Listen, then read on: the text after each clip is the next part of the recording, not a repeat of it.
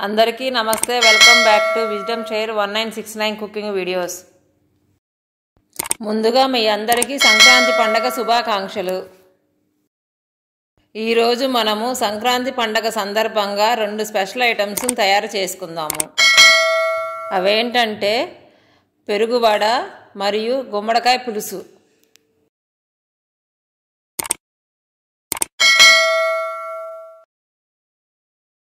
ఇప్పుడు పెరుగు గారె తయారు చేసే విధానం చూద్దాము.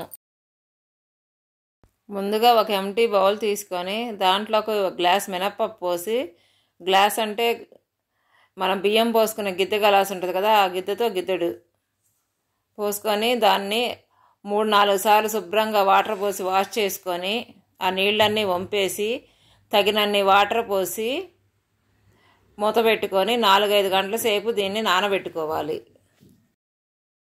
ఇప్పుడు ఈ మినపప్పు నానబెట్టి 5 గంటలు అయింది కాబట్టి ఈ నీళ్ళన్నీ వంపేసి మళ్ళీ శుభ్రంగా వాష్ చేసుకొని గ్రైండ్ చేసుకోవాలి. ఇప్పుడు ఈ గ్రైండ్ చేసిన పిండిని ఒక బౌల్లోకి తీసుకొని దాంట్లోకి 1 అరకప్పు ఆనియన్ ముక్కలు, 1/2 కప్పు పచ్చిమిర్చి ముక్కలు, 1/2 spoon chilli powder,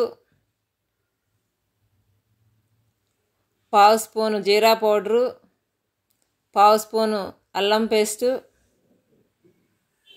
1/2 spoon salt వేసుకొని పిండంతా పట్టేలాగా నేను చూపిస్తున్నట్టుగా కలుపుకోవాలి.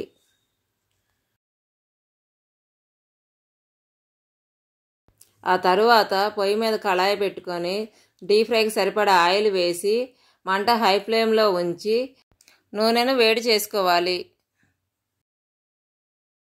నూనె వేడెక్కేలోపు ఒక ఎంటీ బౌల్ తీసుకొని దాంట్లో 1 గ్లాస్ వాటర్ పోసుకొని 1/2 స్పూన్ ఉప్పు వేసి 1 గంట నీళ్ళ మజ్జిగను వేసి బాగా కలుపుకోవాలి. ఇప్పుడు మనం ఇంకొక బౌల్ తీసుకొని పెరుగు వడకు కావలసిన పెరుగుని మనము తయారు చేసుకుందాము. కాబట్టి ఈ బౌల్లో 2 గంటల పెరుగు వేసి పెరుగంతా నలిగేలాగా నలగొట్టుకోవాలి. ఈ పెరుగు అనేది అటు చిక్కగా కాదు పల్చగా కాదు, మోయనంగా ఉండాలి.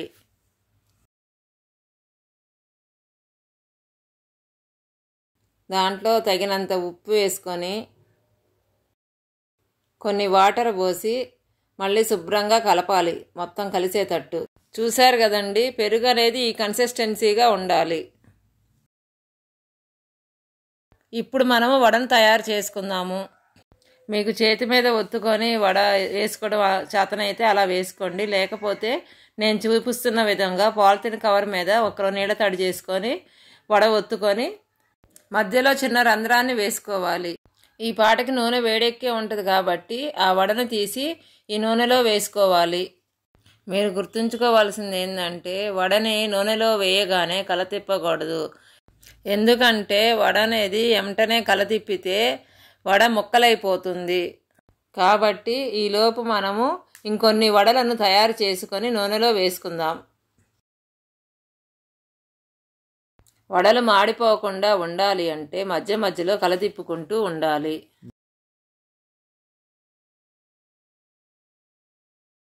ఒకసారి వడలన్నీ వేగిన తరువాత అవన్నింటినీ తీసి మనం ముందుగానే తయారు చేసి పెట్టుకున్న నీళ్ల మజ్జిగలో వేసుకోవాలి. ఎందుకనంటే వడని నూనెలో గుంట తీయగానే పెరుగులో వేస్తే పెరుగు పట్టదు కాబట్టి మనము తయారు చేసుకున్న పలసటి మజ్జిగలో వేసి తడుపుకోవాలి. ఇదే విధముగా మిగతా వడలన్నీ కూడా వేయించుకొని మన పలసటి మజ్జిగలో వేసి తడుపుకోవాలి. ఇలా ఒక 4-5 నిమిషాల పాటు వడలన్నీ కూడా ఈ పల్చటి మజ్జిగలోనే ఉంచుకోవాలి. ఈలోపు మనము పెరుగులోకి కావలసిన తాలింపుల్ని తయారు చేసుకుందాము. ఇప్పుడు మనం తయారు చేసుకున్న తాలింపులన్నీ పెరుగులో వేసి బాగా కలుపుకోవాలి. ఇప్పుడు 5 నిమిషాలు అయ్యే ఉంటుంది కాబట్టి వడలన్నీ తీసి ఒక ప్లేట్లో పెట్టుకొని మనం ఇప్పుడు తాలింపు పెట్టుకున్న పెరుగుని తీసుకొని నేను ఏ విధముగా అయితే వేస్తున్నానో అదే విధముగా మీరు కూడా పెరుగుని వేసుకోవాలి. చూశారు కదండి పెరుగు వడలు ఎంత బాగా వచ్చాయో కదా. ఇప్పుడు దీని టేస్ట్ మరింత పెంచడానికి కొంచెం కొత్తిమీరను వడల మీద వేసుకుందాము. ఇప్పుడు ఈ వడలన్నింటికి పెరుగు పట్టడానికి ఒక 6-7 గంటల సమయం పడుతుంది కాబట్టి ఒక ప్లేట్ పెట్టుకొని పక్కన ఉంచుకోవాలి. ఇప్పుడు 6 గంటలు అయింది కాబట్టి ఒకసారి ప్లేట్ తీసి పెరుగంతా వడలకి పట్టిందో లేదో స్పూన్తో తుంచుకొని తిని చూద్దాము.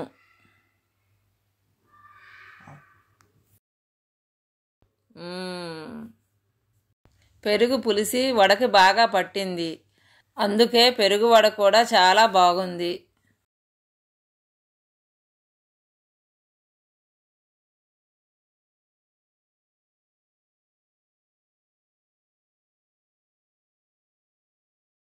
ఇప్పుడు మనము గుమ్మడికాయ పులుసు తయారు చేసే విధానం చూద్దాము.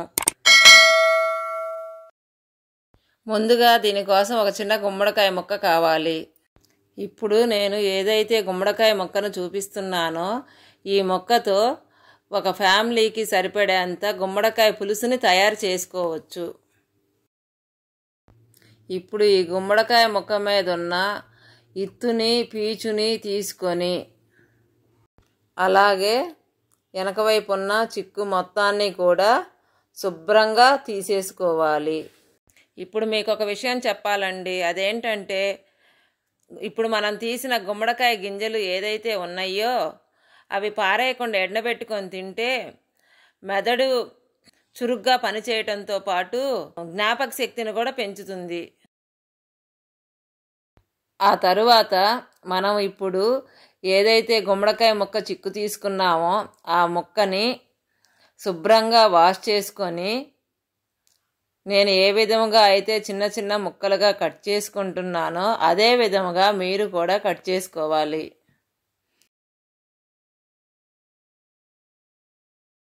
ఇప్పుడు మనము చింతపండు పులుసుని తయారు చేసుకుందాము.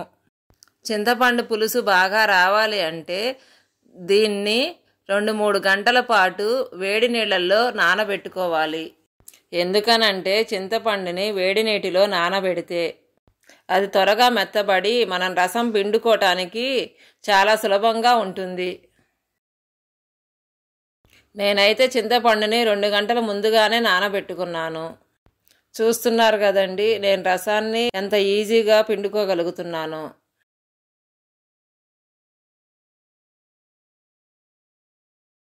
ఇప్పుడు మనం స్టవ్ మీద కళాయి పెట్టుకొని తాలింపు పెట్టడానికి సరిపడే ఆయిల్ వేసుకొని దాంట్లో 2 స్పూన్ల తాలింపు గింజలు వేసుకొని అవి బాగా మాడిపోకుండా కలదిప్పుకుంటూ ఉండాలి.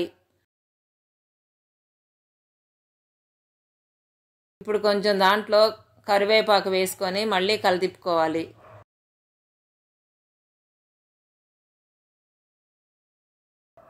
ఆ తర్వాత కొంచెం కొత్తిమీర వేసి మళ్ళీ కలదిప్పుకోవాలి.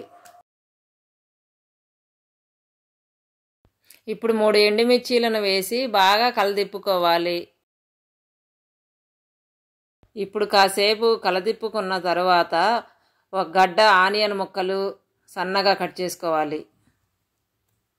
అవి మళ్ళీ కలదిప్పుకుంటూ ఒక పావు కప్పు పచ్చిమిర్చి వేసి బాగా కలదిప్పుకొని కళాయి మీద మూత పెట్టి కాసేపు మగ్గనిద్దాము. ఉల్లిగడ్డలు అనేవి మాడిపోకుండా మధ్య మధ్యలో మూత తీసి కలదిప్పుకుంటూ ఉండాలి. ఒకసారి ఉల్లిగడ్డలన్నీ మగ్గిన తరువాత మనం కట్ చేసి పెట్టుకున్న ఏవైతే గుమ్మడికాయ ముక్కలు ఉన్నాయో అవి వేసి బాగా కలుపుకొని కాసేపు మగ్గనిద్దాము.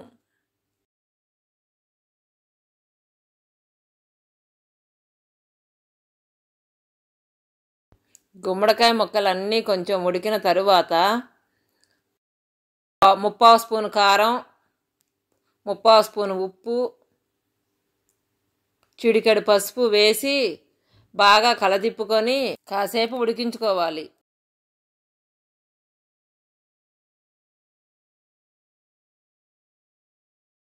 చూసారు కదండి, గుమ్మడికాయ ముక్కలన్నీ ఉడికిపోయినాయి.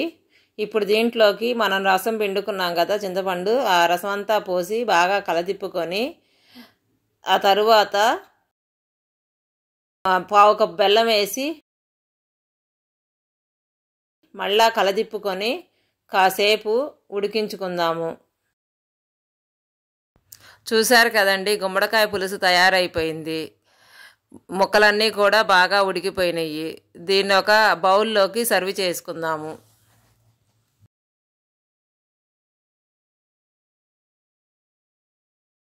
Thank you for watching. మీకు మా వీడియో నచ్చినట్టయితే please like, share, subscribe and click the bell icon.